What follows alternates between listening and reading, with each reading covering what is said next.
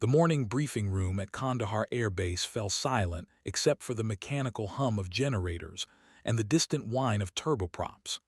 Captain Nick's Ghost Thorne sat in the back row, her flight suit bearing no flashy patches, no colorful squadron insignia, just regulation name tapes and wings that seemed almost apologetically small against the fabric. Around her, the other pilots traded stories of their latest sorties, voices carrying that particular blend of bravado and caffeine that defined military aviation. She listened without contributing, her pale green eyes focused on the mission brief displayed on the projector screen. "Jesus, look at Casper back there," muttered Lieutenant Jake Hammer Rodriguez, using the nickname the squadron had given her for her ghostly quiet demeanor. "Bet she's never even seen a real dogfight." The comment drew scattered chuckles from the assembled pilots, most of whom were fresh out of flight school, their helmets still bearing factory shine and their attitudes still carrying the invincibility complex that comes with passing basic fighter maneuvers. Major Tom Viper Chen glanced back at Thorne, noting how she didn't react to the jab. Her fingers drummed silently against her kneeboard, a nervous habit he'd observed but never understood. There was something about the quiet captain that didn't fit the usual mold of military aviators. Most pilots, especially fighter pilots, carried themselves with the swagger of gods among mortals. Thorne moved through the world like smoke, present but barely there, competent but unassuming. Colonel Sarah Martinez entered the briefing room with the crisp authority that came from 20 years of military service. Her eyes swept across the assembled pilots, pausing briefly on Thorne before moving to the front of the room. The morning's mission was routine, escort duty for a cargo convoy moving through the Hindu Kush Mountains, a milk run that would barely register on anyone's highlight reel. "Weather's clear, visibility unlimited," Martinez began, her voice cutting through the lingering conversations. "Intel suggests minimal threat activity in the AO, but stay sharp. We've had increased chatter from insurgent groups operating in the area." She clicked to the next slide, showing aerial photographs of the mountain passes they'd be flying through. "Ghost, you're taking point on this one." The announcement sent a ripple of surprise through the room. Thorne had been with the squadron for 3 months, flying mostly training missions and cargo escorts, never taking lead on anything significant. Hammer exchanged glances with his wingman, Lieutenant Buzz Patterson, both wondering why the colonel would put the quietest pilot in the squadron in charge of a mission, even a routine one. Thorne simply nodded, her expression unchanged, as if she'd been expecting the assignment all along. The morning sun painted the tarmac in shades of gold and amber as the pilots walked toward their aircraft. Thorne's F-16C Fighting Falcon sat among the other jets like a predator among pets, its gray camouflage pattern designed to blend with the unforgiving landscape of Afghanistan. Unlike the other aircraft with their nose art and kill markings, Thorne's Falcon was clean, almost sterile in its appearance. The only distinguishing feature was a small patch of darker paint near the cockpit where something had been painted over, then painted over again. Staff Sergeant Mike Torres, Thorne's crew chief, was already completing his pre-flight inspection when she approached. A veteran of 2 deployments himself, Torres had worked with enough pilots to recognize the ones who knew their business from those who were still learning. Thorne fell into the former category, though she never made a show of it. "She's ready to go, Captain," Torres reported, handing over the aircraft logbook. "Replaced the nav computer yesterday and the weapons systems are all green." He paused, studying her face. "You okay today? You seem more focused than usual." Thorne accepted the logbook, scanning the maintenance entries with practiced efficiency. "Always focused, Sergeant. Just another day at the office." But there was something different in her voice today, a subtle edge that hadn't been there during previous missions. She climbed up the ladder to the cockpit with fluid precision, every movement economical and purposeful. As the other pilots strapped into their aircraft, the usual pre-mission banter crackled over the radio channels. Hammer was already making jokes about having to follow the Ghost into combat, while Buzz complained about the early morning launch time affecting his reaction speeds. Thorne remained silent on the frequency, running through her own pre-flight checks with methodical thoroughness. Colonel Martinez watched from the tower as the four-ship formation taxied toward the active runway. Something about this mission felt different, though she couldn't place exactly what. Perhaps it was the intelligence reports that had crossed her desk the night before, reports suggesting increased enemy activity in their assigned patrol area. Or maybe it was the way Thorne had accepted the lead assignment without question, as if she'd been waiting for this moment. The tower cleared them for takeoff, and one by one, the F-16s lifted into the crystalline morning air, their afterburners painting brief orange flames against the pale sky. Thorne's aircraft led the formation eastward, toward the mountains that had swallowed so many others before them. 20 minutes into the flight, as they crossed into the patrol area, the first radio call changed everything. Ghost Lead, this is Overlord. We're showing multiple bogies inbound to your location. Estimate 12 bandits, mixed fighters, and attack aircraft. They're coming in fast and low through the valleys. The casual atmosphere in the formation evaporated instantly. Hammer's voice crackled over the radio, tension replacing his earlier swagger. Ghost Lead confirmed 12 bogies, that's 3-to-1 odds. There was a pause, and when he spoke again, uncertainty crept into his voice. What's the play here? For the first time since takeoff, Thorne keyed her radio. Her voice was calm, almost conversational, carrying none of the stress that should have accompanied such news. Copy, Overlord, Ghost Flight, this is Lead. Switch to tactical frequency and go weapons hot. We've got work to do. The formation shifted from loose cruise formation into combat spread, but something was wrong. The newer pilots were showing signs of stress, aircraft positions slightly unstable, radio calls overlapping, the kind of mistakes that get people killed in air-to-air combat. Thorne's Falcon, by contrast, seemed to settle into a deadly calm, its flight path steady and precise. Ghost Lead, Buzz's voice came over the radio, barely controlled panic evident in his transmission. I'm not getting a good radar picture. These guys are using terrain masking, and my scope is all cluttered up with ground returns. Thorne's response was immediate and confident. Roger, Ghost 3, stay with me and follow my lead. Ghost 2, take high cover. Ghost 4, you're with 2. The tactical assignments flowed from her with practiced authority, as if she'd done this 1,000 times before, which, unknown to her squadron mates, she had. The enemy aircraft appeared on the horizon like angry wasps, their dark silhouettes stark against the mountain peaks. They were flying older Soviet-era fighters, MiG-21s and MiG-23s, but in skilled hands, even outdated aircraft could be lethal. The lead enemy pilot immediately demonstrated his competence by splitting his formation and coming at the Americans from multiple vectors. "Holy shit," Hammer muttered over the radio, forgetting proper communications protocol. "They know what they're doing." Thorne's Falcon suddenly accelerated, pulling ahead of the formation with surprising speed. Her voice remained steady on the radio. "Ghost Flight, this is Lead. I'm engaging the northern group. 2 and 4 take the southern group. 3, you're my wingman."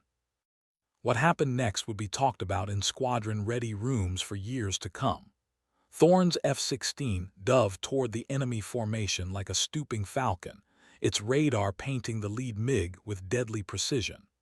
The first AIM-120 AMRAAM missile left her aircraft with a puff of white smoke, tracking straight and true toward its target. The enemy pilot never saw it coming. The explosion bloomed against the mountains like a brief orange flower, and suddenly the radio chatter changed. Gone was the casual dismissal, replaced by something approaching awe. "Ghost Lead, this is 2. That was a perfect shot." But Thorne wasn't finished.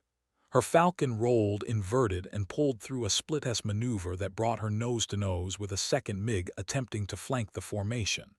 The geometry was impossible, a head-to-head shot at closing speeds exceeding 800 knots.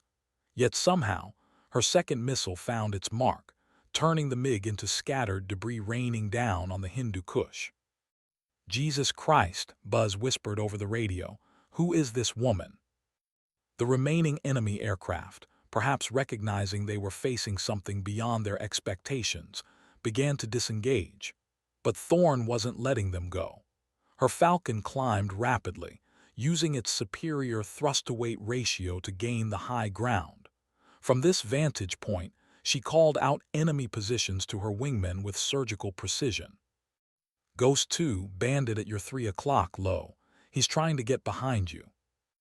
"Ghost 4, you've got a clean shot on that MiG-23 turning left to right across your nose." One by one, the enemy aircraft fell from the sky.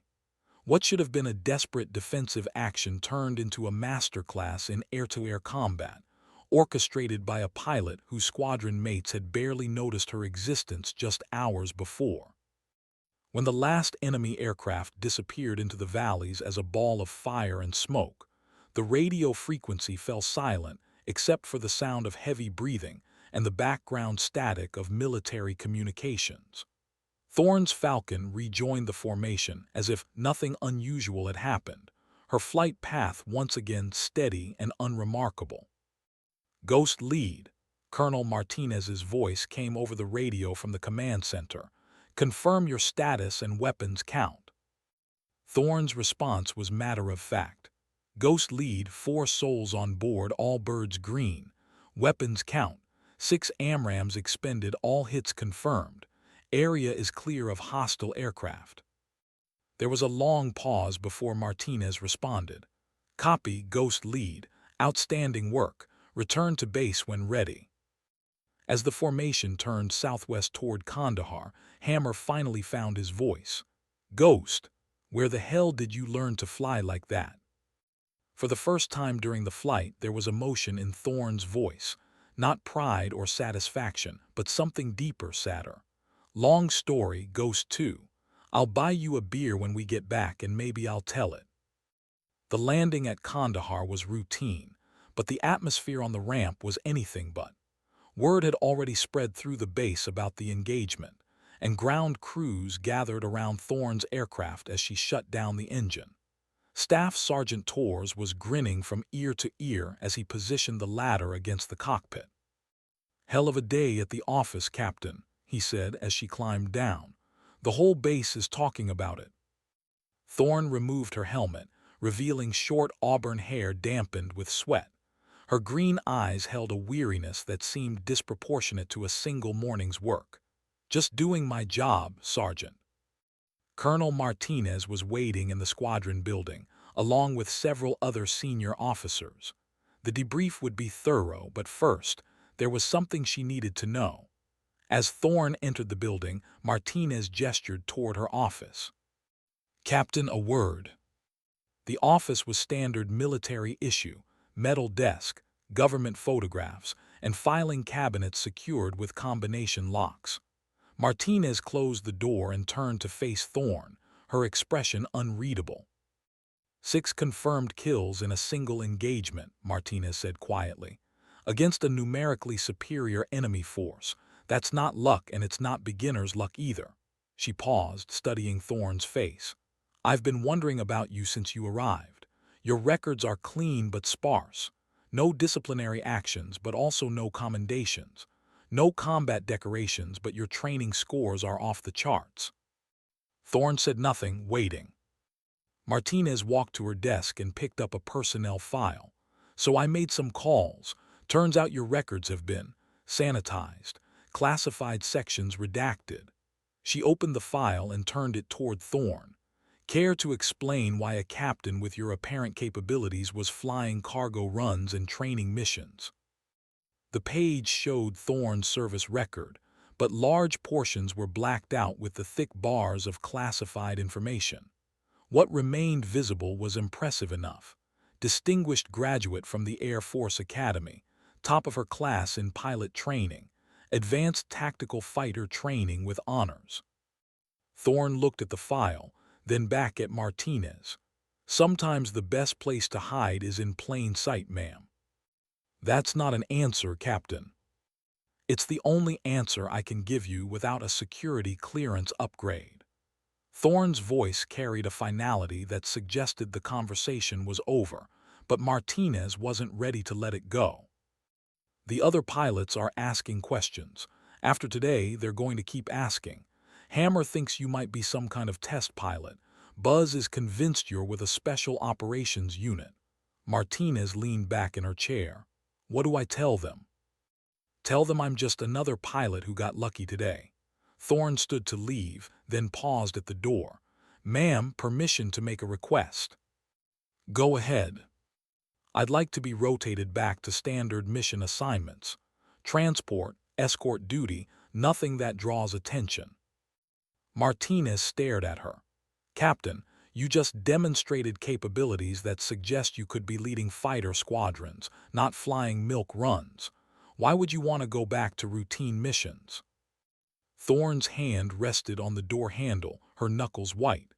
Because every time I excel, people die, and I've had enough of that for one lifetime.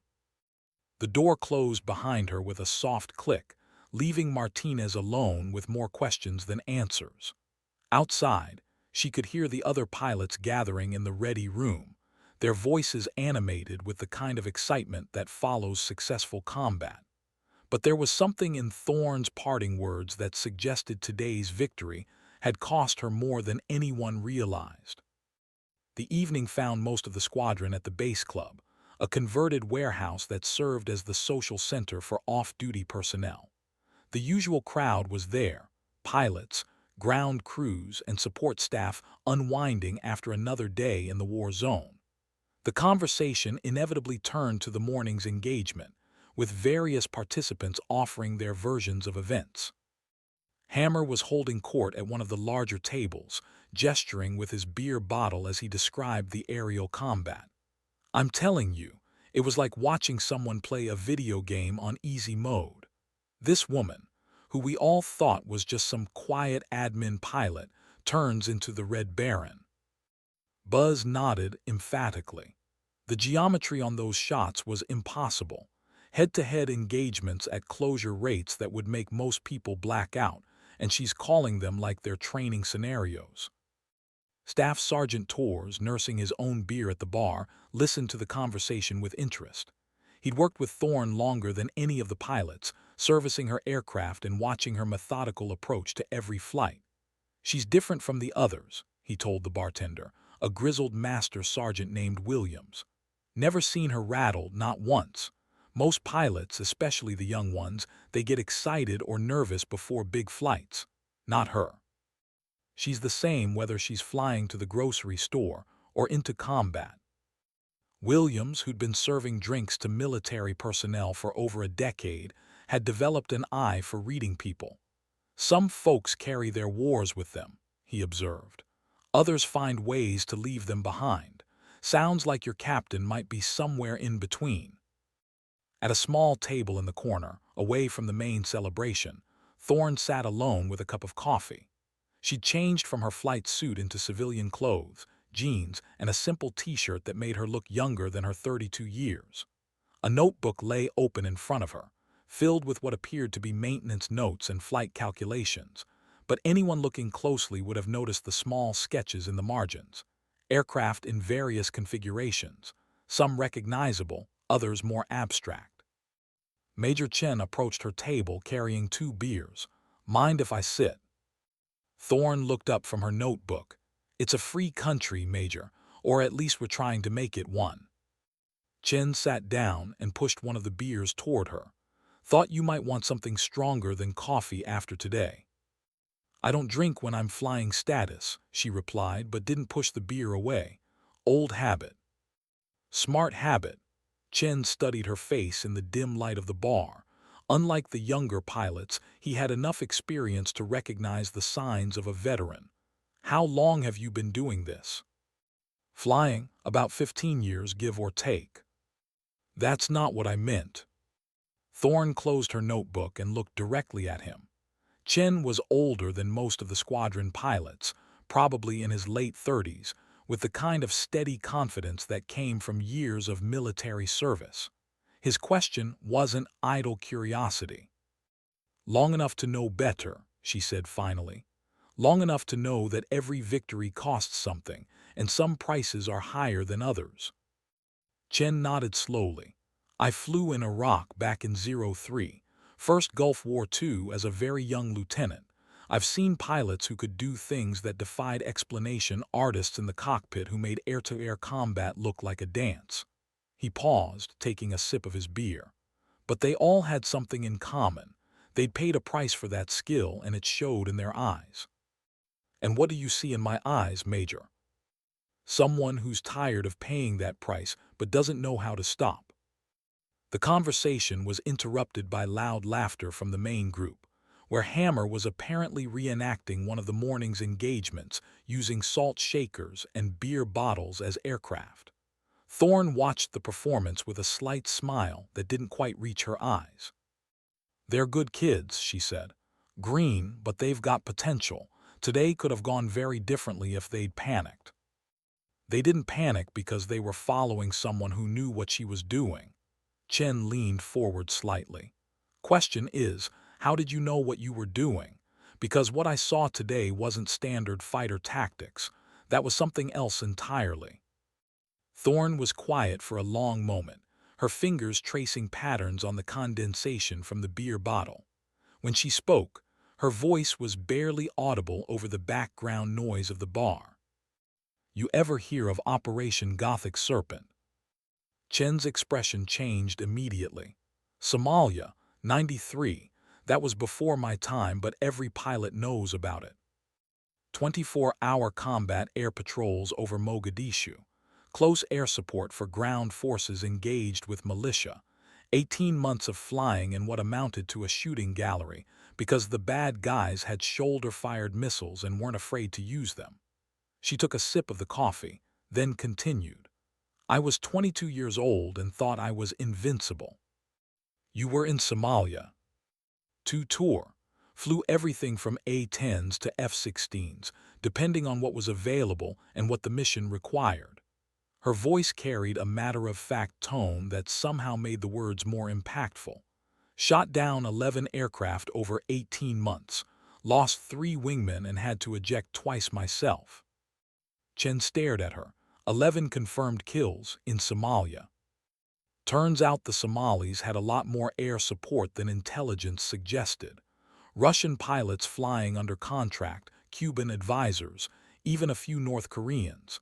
It became a testing ground for Soviet-era fighters against Western equipment. She looked directly at him. And I became very good at killing people. The noise from the main group seemed to fade as Chen processed what she just told him. 11 confirmed kills would make her one of the highest-scoring fighter pilots of the modern era, but there were no records of such engagements in Somalia. That's not in any official history I've read. No, it wouldn't be. Officially, there was minimal air-to-air combat in Somalia. Officially, most of our engagements were against ground targets and militia positions. She smiled grimly. Officially, a lot of things that happened there never happened. Classified. Beyond classified. Buried so deep that even people with top-secret clearances don't know about it. She stood up from the table, leaving the untouched beer behind. Which is why I'd appreciate it if this conversation stayed between us. Chen nodded. Of course, but Captain, why are you telling me this? Thorne paused, looking back toward the group of celebrating pilots. Because someone needs to know why I don't want to be the hero. And because if something happens to me, someone needs to make sure those kids get the training they need to survive this war. She walked away, leaving Chen alone with his beer and a dozen new questions. Outside, the Afghan night was surprisingly cool, with stars visible in the clear mountain air. Thorne stood on the steps of the club for a moment, listening to the distant sound of generators and the occasional aircraft taking off for night missions. Staff Sergeant Torres emerged from the club behind her, apparently taking a smoke break. Evening, Captain. Hell of a day. Hell of a day, she agreed. Torres lit his cigarette and took a long drag. You know, I've been thinking about something ever since you landed this morning. When I was doing the post-flight inspection, I noticed something I hadn't seen before. Thorne turned to look at him. What's that, Sergeant? That patch of paint near your cockpit where it looks like something was painted over. The paint was starting to peel and I could see what was underneath. He took another drag.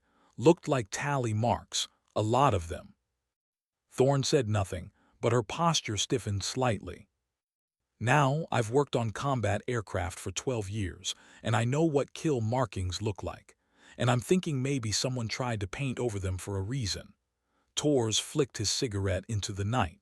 Question is, why would someone want to hide their combat record? Maybe because some records are better left buried, Sergeant.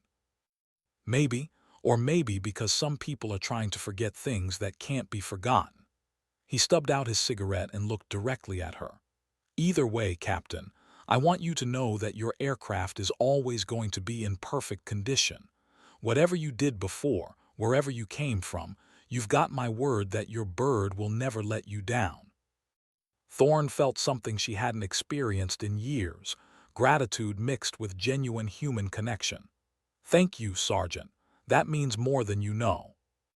Yes, ma'am, see you at dawn.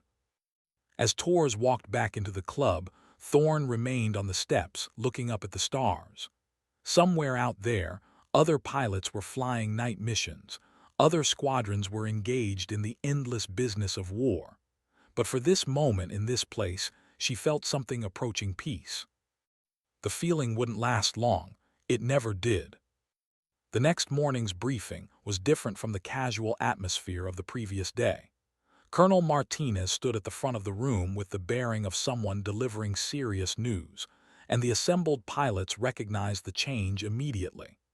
Gone was the routine mission planning, replaced by the kind of focused intensity that preceded major operations. "Gentlemen, lady," Martinez began, nodding toward Thorne. "Last night's intelligence reports indicate a significant shift in enemy capabilities in our area of operations. Based on yesterday's engagement, it appears we're dealing with a more sophisticated adversary than previously assessed." The slides on the projector showed aerial reconnaissance photos of what appeared to be a well-organized military installation hidden in a mountain valley about 200 kilometers northeast of Kandahar. Unlike the typical insurgent camps they'd been targeting, this facility showed signs of advanced planning and substantial resources. Signal intercepts suggest this installation is being used as a training facility for foreign pilots, with equipment and instructors provided by an unnamed nation-state. Martinez clicked to the next slide, showing enhanced satellite imagery. What's more concerning is evidence of advanced surface-to-air missile systems, including possible SA-20 and SA-21 installations. Hammer raised his hand. "Ma'am, those are frontline Russian systems. How did insurgents get access to that kind of hardware?" "They didn't, which brings us to the real problem." Martinez's expression was grim. "Intelligence now believes we're facing a proxy conflict situation. State actors are using this region to test new equipment and tactics against NATO forces while maintaining plausible deniability." The room fell silent as the implications sank in.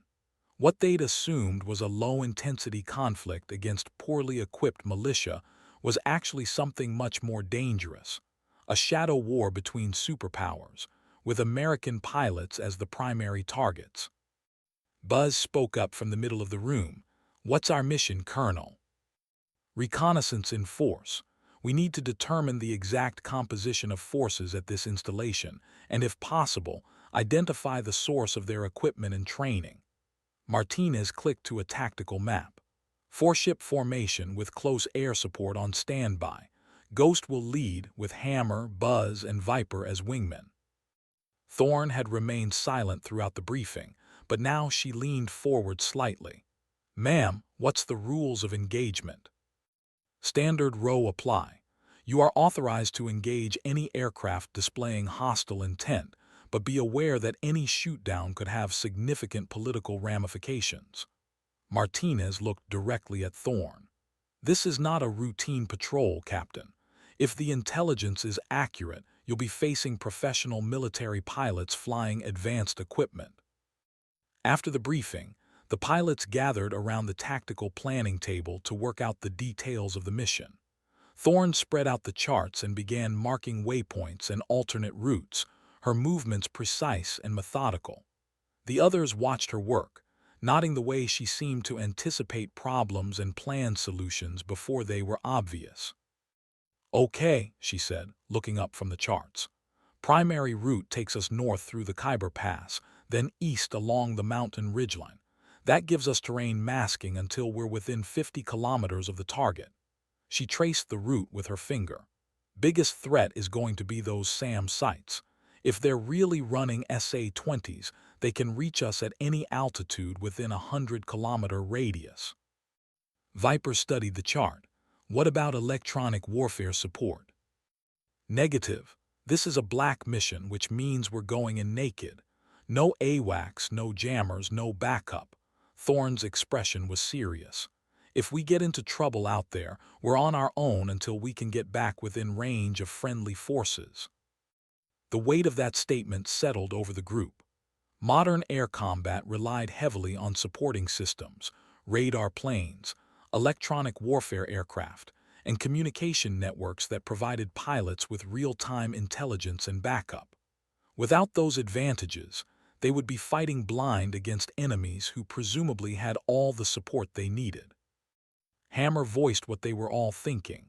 "Ghost, this sounds like a suicide mission. 4 fighters against unknown numbers of enemies, with advanced SAMs protecting them and no backup for us." Thorne looked at each of them in turn. "It's a high-risk mission, no question, but it's also necessary. If there really is a training facility out there turning out professional pilots to fight against us, we need to know about it, and we need to do something about it." "What do you think we're really going to find out there?" Buzz asked. Thorne was quiet for a moment, studying the satellite imagery. "Something that's going to change how we fight this war." 2 hours later, the 4 F-16s lifted off from Kandahar under an overcast sky that seemed to match the mood of the mission. Unlike the previous day's flight, there was no casual conversation on the radio, no joking about routine patrols. Each pilot was focused on their instruments and the tactical situation developing ahead of them. Thorne led the formation north through valleys that had seen thousands of years of warfare, from Alexander the Great's armies to modern military forces. The landscape below was harsh and unforgiving, with rocky peaks that could hide entire armies and valleys that had swallowed countless invaders.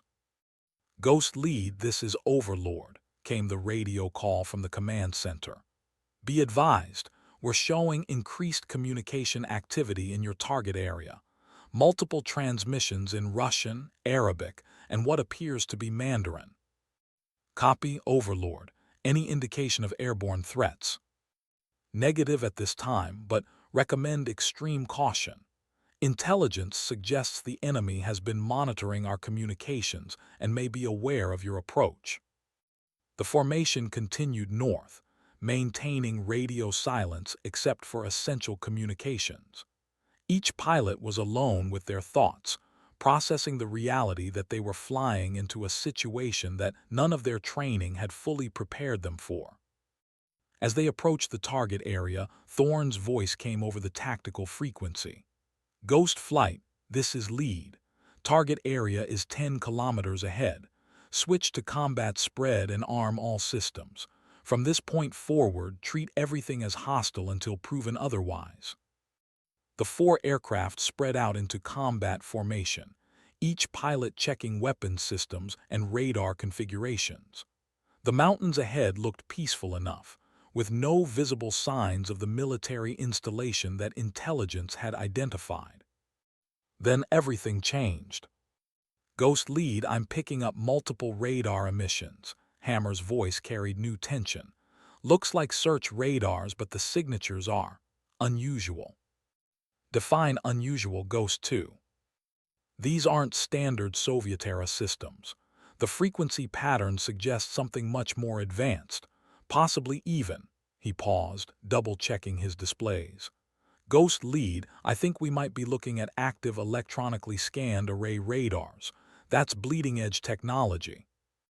Thorne felt the familiar calm that preceded combat settling over her.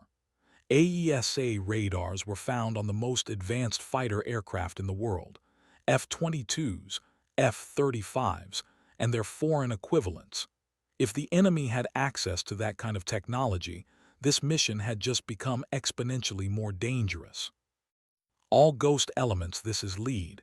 Continue approach but be ready to egress immediately on my command. Her voice was steady, professional. Whatever's down there, it's not what we expected.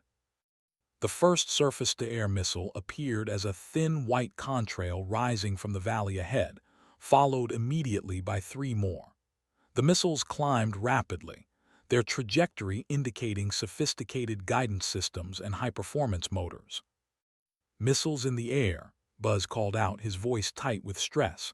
"Multiple SAMs inbound." Thorne's response was immediate and calm.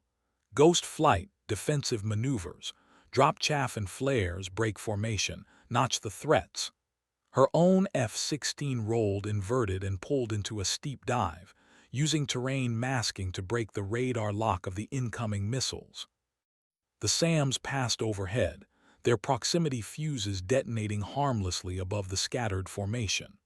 But before the pilots could recover, a new threat appeared, aircraft rising from the valley like angry hornets, their dark shapes stark against the mountain backdrop. "Bandits, bandits," Hammer called out. "Multiple fighters launching from the valley, count at least 8, no, 12 aircraft inbound." Thorne pulled her Falcon into a climbing turn, gaining altitude and assessing the tactical situation. The enemy fighters were climbing rapidly, their performance characteristics suggesting modern, well-maintained aircraft. This wasn't the ragtag collection of obsolete fighters they'd expected. "Ghost flight, this is lead.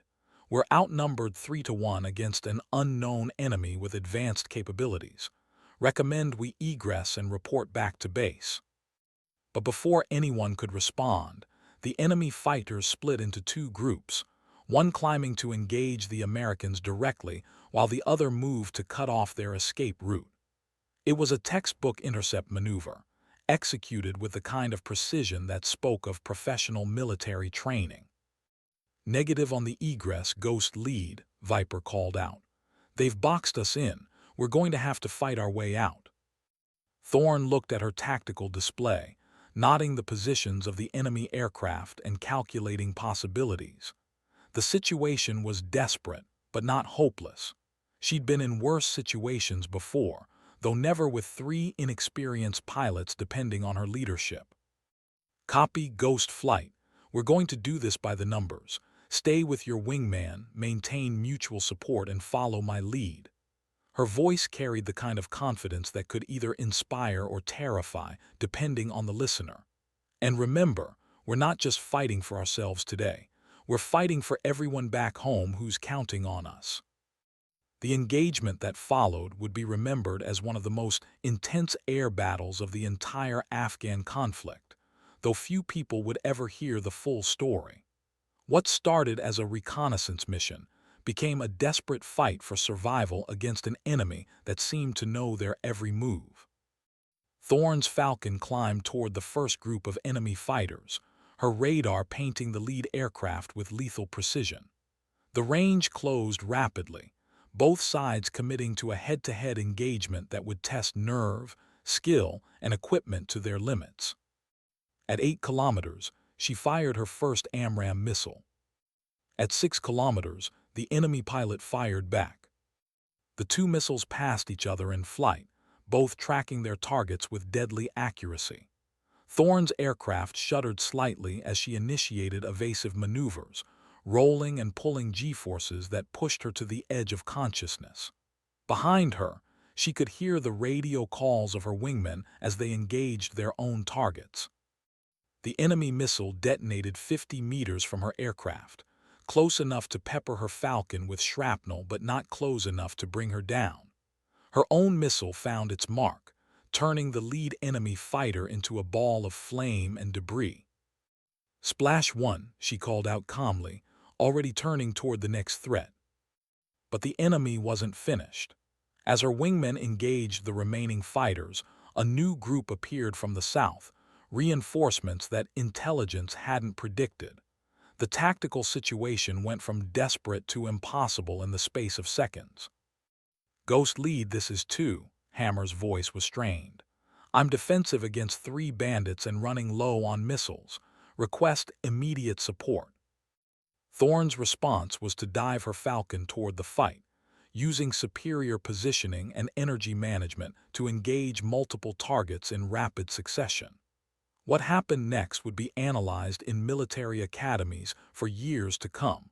A single pilot engaging multiple enemies while simultaneously directing the actions of her squadron.